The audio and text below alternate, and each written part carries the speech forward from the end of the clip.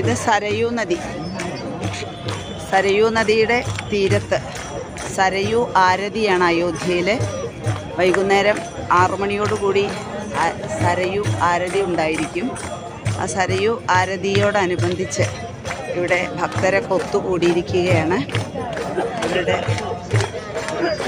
സരയൂ ആരതിയുടെ മുന്നോടിയായിട്ടുള്ള ഭക്തജനങ്ങളുടെ തിരക്കാണ് ഇവിടെ കാണുന്നത്.